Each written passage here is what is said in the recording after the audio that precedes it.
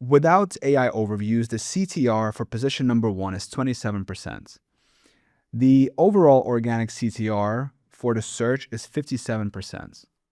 Now, with AI overview, the CTR for first position drops from 27 to 11%, and the CTR overall drops from 57 to 33%, which is a total of 265 million estimated monthly lost clicks just in the German market alone. So imagine a business owner comes to you and you're like, what do you tell them to do?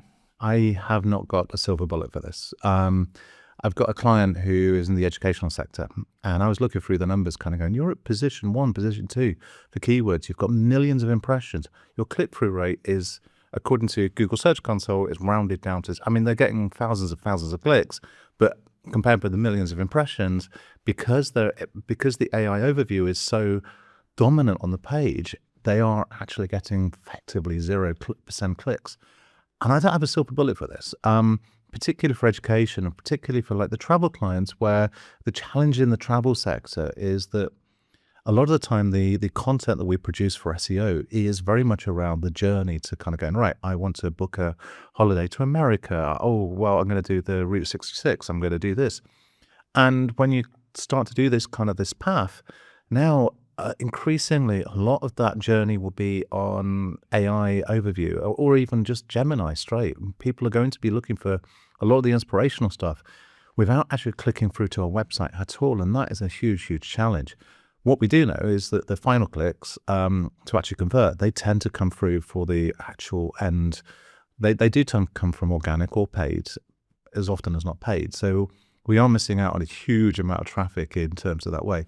The only thing we can do is basically increase our branding in there. So it's almost like saying, okay, so if you're not getting the clicks, at least get the impressions, or at least get get your brand into that a lot more. And one of the things that we're doing, for instance, for a lot of my clients is we're actually talking about ourselves more in a third party kind of thing. So we're injecting our brand into the content a little bit more, which sometimes reads a little bit strange, but it works effectively because it starts to talk about you within those AI overviews.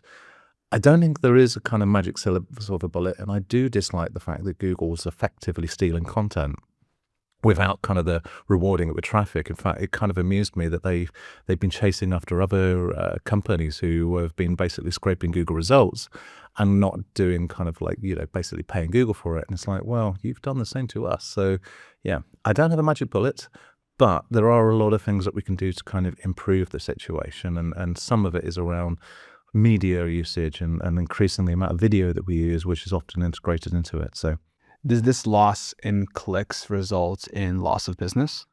It depends on the business model. As I mentioned, if you've got the travel site and a lot of your business is kind of in the brand sort of side of it. So for instance, if you're a holiday where you're not as well known as some of the more popular ones, what you tend to do is your content has been stolen by Google and AI overviews, repurposed back to them.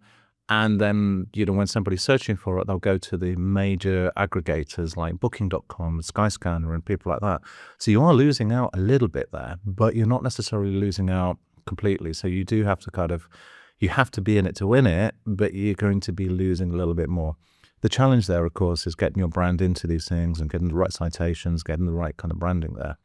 And hopefully you'll get some of the traffic back. But I do think that we are seeing some of the smaller players losing out in that way, which is sad in my opinion, but yeah.